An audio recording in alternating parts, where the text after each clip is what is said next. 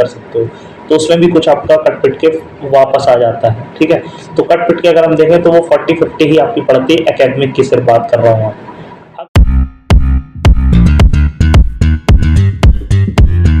दोस्तों इस वीडियो में हम बात करेंगे कि RI ITEP की टोटल फ़ी कितनी लग जाएगी आपकी, अगर मान लेते हैं जैसे कि आपको पता ही होगा कि ITEP के अंदर सेमेस्टर प्रोग्राम लाया गया है, तो ये आपका 4 साल का प्रोग्राम होता है। हम यहाँ पे बेसिकली बात करेंगे RI अजमेर को लेके, और किसी भी RI से जहाँ से भी आप ITEP के थ्रू एडमिशन लेंगे, चाहे BA BEd हो, BSc BEd हो, RI अजमेर हो, भोपाल हो, किसी भी RI में, तो वहाँ यही फ़ीस स्ट्रक्चर आएगा RI ITEP के लिए। ठीक है, हम दोनों पे बात करेंगे कि अगर आप हॉस्टल लेते हो तो कितना चार्ज पड़ेगा, हॉस्टल नहीं लेते हो तो कितना रहेगा। ठीक है, तो सबसे पहली बात देखो, 4 साल का आपका प्रोग्राम है, तो 4 साल में आपके 8 सेमेस्टर होंगे। ठीक है, पहले एक सेमेस्टर की बात कर लेते हैं।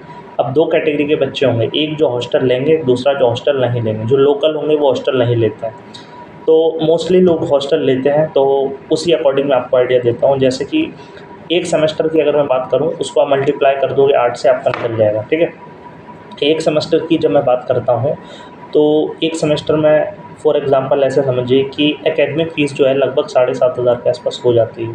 ठीक है, एप्रॉक्स 7,500 के आसपास। ठीक है, और अगर मैं बात करूँ यहाँ पे हॉस्टल की, तो हॉस्टल का भी अगर हम चार्ज जोड़ दें तो एक सेमेस्टर का लगभग 30,000 के आसपास अप्रॉक्स हो जाएगा। ठीक है, तो ये हो गया।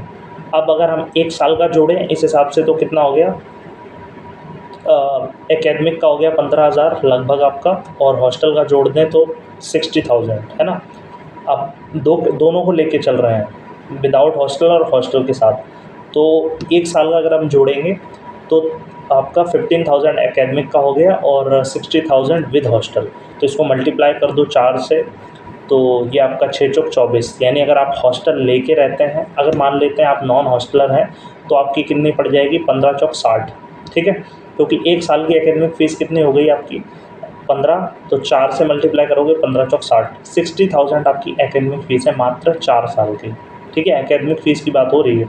60,000 आपके टोटल 4 साल की फ़ीस पड़ती है, जिसमें भी स्कॉलरशिप आपको मिलती है।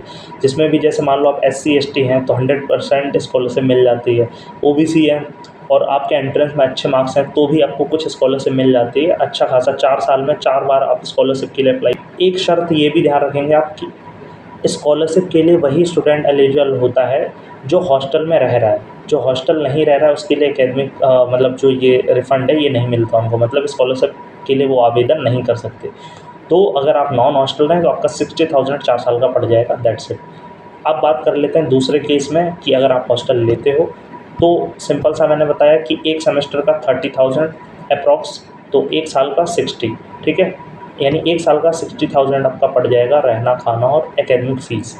अब इसमें 4 साल का अगर हम जोड़ेंगे तो मल्टीप्लाई बाय 4, तो 240 आ जाएगा, है ना। 4 साल का टोटल कितना आ जाएगा, 2,40,000।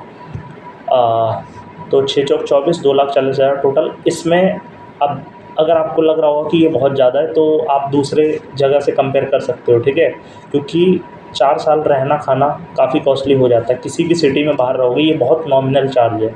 इस 240 के अंदर भी, 2,40,000 के अंदर भी आपकी स्कॉलरशिप मिलेगी आपको 4 साल में। ठीक है, तो अगर मैं 5-5 हज़ार भी स्कॉलरशिप जोड़ूँ 4 बार में, अगर मान लो आप SC ST हैं तो आपको एकेडमिक फ़ी लगभग पूरी आ जाती है वापस, और OBC है या कोई दूसरी कैटेगरी 50% आ जाती है। आपके एंट्रेंस में अच्छे मार्क्स हैं तो भी आपको फ़ीस अच्छी खासी 50% के आसपास रिफ़ंड आ जाता है। तो 20,000 आप मान के चलिए, मोस्टली जो लोग हैं उनको मिल जाते हैं, मोस्टली जिनके अच्छे मार्क्स हैं, तो लगभग मान के चलो 20,000 आपके वही डिडक्ट हो जाते हैं। तो 220 ग्रॉस नेट आपको पड़ेगा। ठीक है, 4 साल के अंदर 2,20,000 आपका लगभग पड़ता है, और अगर स्कॉलरशिप मान लेते हैं किसी रीज़न से आपको नहीं मिली तो 240। ठीक है, तो ये आपका टोटल पड़ता है 4 साल का।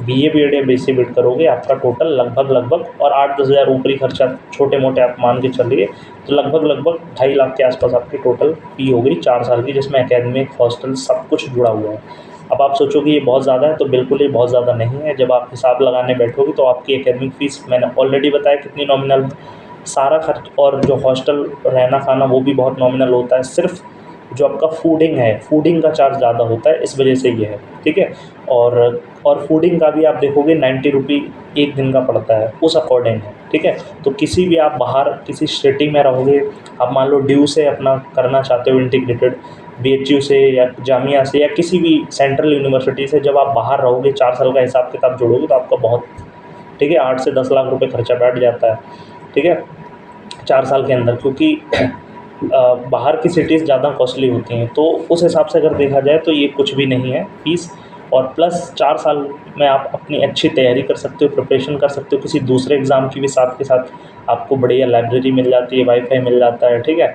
तो आप अपनी तैयारी दूसरे एग्ज़ाम की भी साथ के साथ कर सकते हो, तो बहुत बेहतर आपके पास एक ऑप्शन होता है, ठीक है।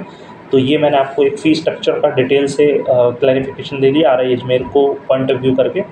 तो आप सभी के एग्ज़ाम अभी होने ही वाले हैं, ठीक है। फर्दर ITAP से जुड़ी सारी अपडेट आपको मिलती रहेगी यहाँ पे, आंसर की, रिज़ल्ट, काउंसलिंग, ठीक है। कट ऑफ एनालिसिस पे एक डिटेल वीडियो बहुत जल्द आने वाली है जिसमें मैं कट ऑफ की बात करूँगा, ठीक है। तो चैनल को सब्सक्राइब करके रखना, वीडियो अच्छी लगी तो लाइक ज़रूर करें, शेयर करें, ठीक है। पल पल अपडेट मिलती रहेगी यहाँ पे, मिलेंगे तब नेक्स्ट वीडियो में, तब तक जय हिंद।